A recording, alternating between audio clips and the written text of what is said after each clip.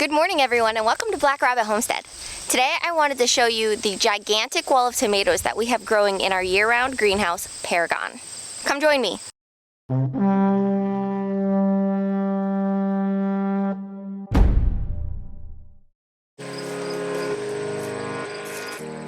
This is our year-round greenhouse, Paragon. We're able to grow year-round, but we still have to cater to the seasons. During the summer months, we grow hot-loving plants. Things like peppers, tomatoes, chard, beets, amaranth, celery, things that do really well in hot climates. During the winter, we will grow things like lettuce, mustards, and so on. These tomatoes would probably grow a lot taller, but they're limited by the actual physical space, which is the top of the greenhouse. These guys are all pomodoros. It's a huge wall of tomatoes. Over there we have the Brad's Atomic Grape. I like to add these in my sauce. We need about 18 to 20 quarts to make it through the winter.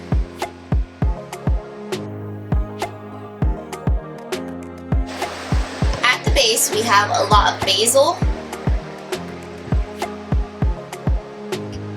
celery,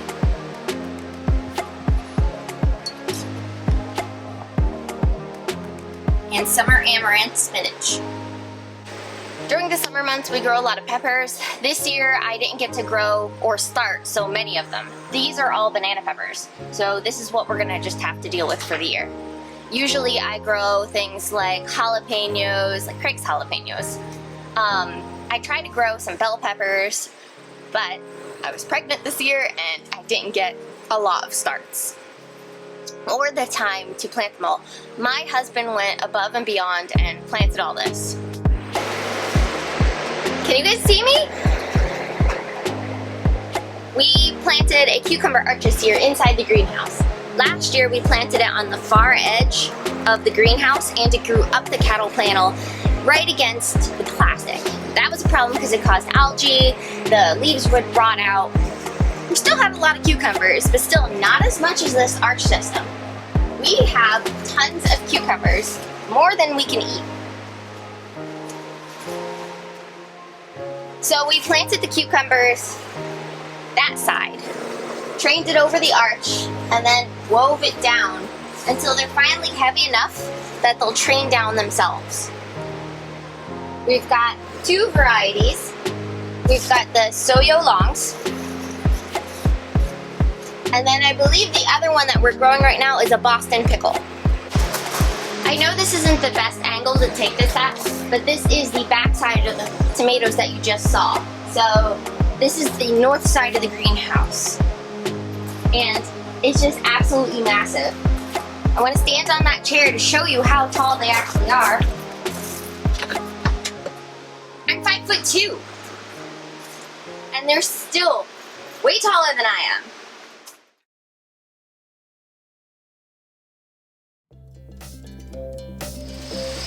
Told you guys, we got a puppy, straight from Ohio.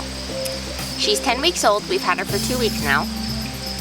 She is a giant schnauzer, and we call her Cricket.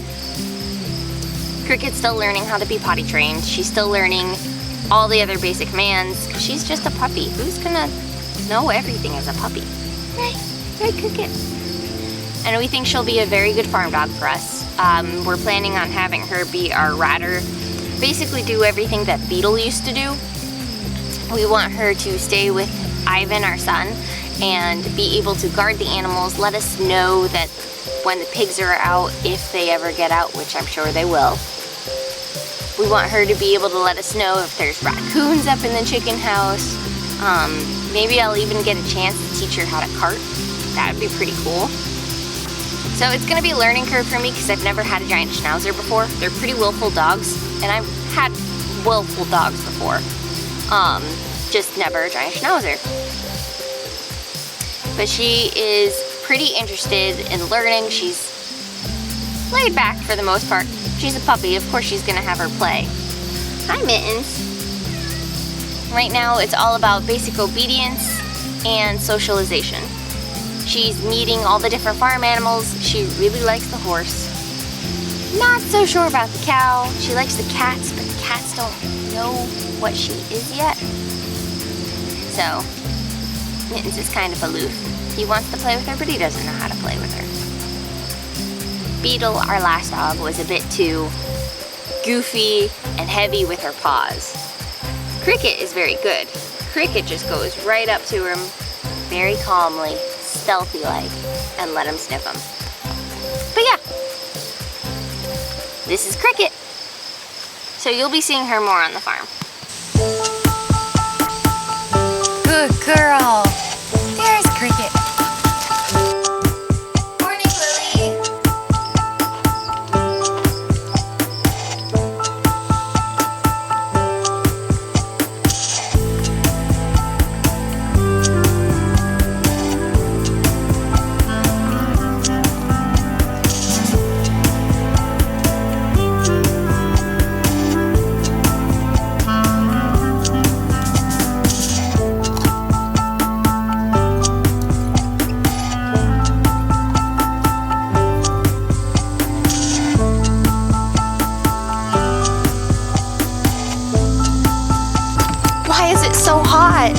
It's too hot.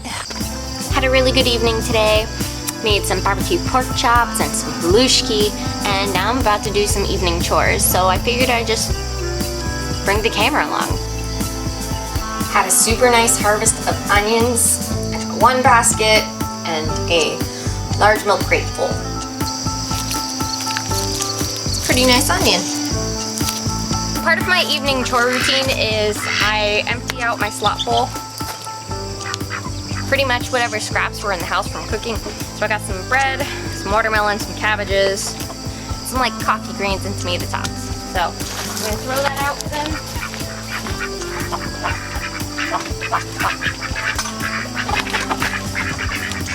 Good night, Chief.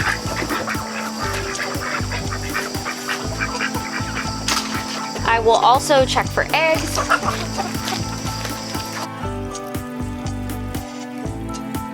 Then I worry about shutting up the greenhouse so I don't have any more raccoons partying in there. Come on. Go. Out. Good girl.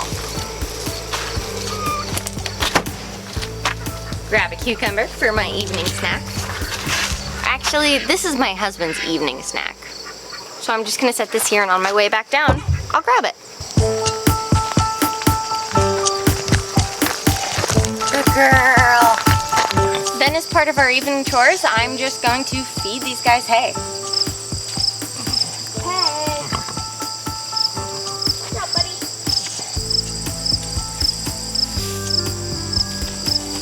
Some cow love. Some cow love. Hi, Lily. Hi, Lily. Go be a mama.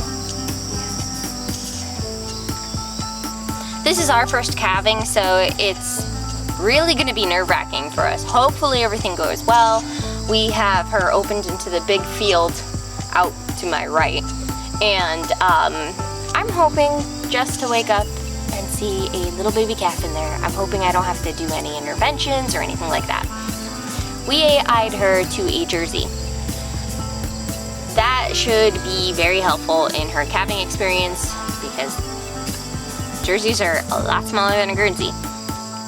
I am obviously, cross my fingers, hoping for a heifer. Yeah!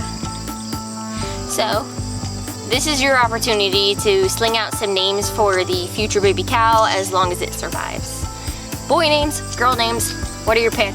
I tend to like old names like Lily. If it's a heifer, I'm leaning toward Lorraine or Josephine. For a boy, I don't know, because I'm probably gonna end up eating him. So maybe something like Larry. I don't know. What do you guys think? Just gave the rabbits their evening water. Sold 3 of the baby rabbits. The blues, all 3 blues. 2 females, 1 buck. I am hoping eventually to have a good pedigree stock. But silver foxes are hard to come about in this part, especially unrelated. So I'm I'm gonna go back in my records, do some sleuthing, and see where my line actually comes from and see if I can build upon that. Went and watered the rabbits and the dog found a giant mud puddle. So I'm going to go say goodnight, check on my baby, and wash a puppy. So thank you guys for watching. If you guys like the vlog, let me know. If you want to see something again, shout it out. But for now, see ya. Good night.